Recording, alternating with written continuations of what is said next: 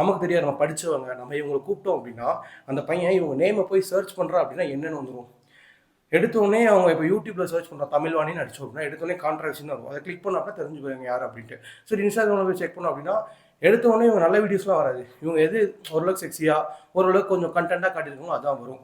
So இதில் subscribe content அப்படின்னு ஒன்று இன்ஸ்டாகிராம் இருக்குல்ல, ஸோ அது இருக்கிறதே மோஸ்ட்டாக இவங்க தான்.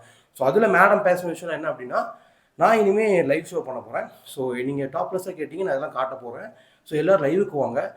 சில டைம் இவங்களே பேசியிருப்பாங்க, என்ன லைவில் 10 பேர் தான் இருக்கீங்க, 5 பேர் தான் இருக்கீங்க, அப்போ இன்னும் காட்டணுமோ அப்படின்னு சொல்லிட்டு கேட்ட இவங்களை எப்படி இவங்க வந்து கூப்பிடுறாங்க, அதாவது ஒரு சீஃப் கெஸ்ட்டாக அப்படின்னு தெரில.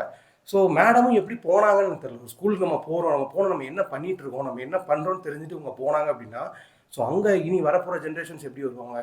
ஸோ மோஸ்ட்டாக கெடுக்கிறதே நம்ம தான் அப்படின்றது தான் என்னோட பாயிண்ட்டு. இவங்க இன்ஸ்டாகிராம் இன்ஃப்ளூயன்ஸாக இருக்கட்டும், வெப்சீரிஸ் இதாக இருக்கட்டும், நம்ம ஒரு விஷயம் பண்ணுறோம் அப்படின்னா நம்ம ஃபஸ்ட்டு ஒரு ஸ்டூடெண்ட்ஸ் கிட்ட சேர்க்கும் போது நல்ல விஷயம், ஒரு போலீஸ் ஆஃபீஸரையோ இல்லை ஒரு ஆர்மி ஆஃபீஸரையோ இல்லை ஒரு ஐபிஎஸ்ல ஐஏஎஸ் மோரோவர் நல்ல ஒரு மேலே கொஞ்சம் நல்லா படித்தவங்க, நிறைய விஷயத்தில் அச்சீவ் பண்ணவங்க, ஸ்டேட்டுக்காக நாட்டுக்காக போகிறவங்களாக கூப்பிட்டு வந்து பேச வச்சா பரவாயில்ல.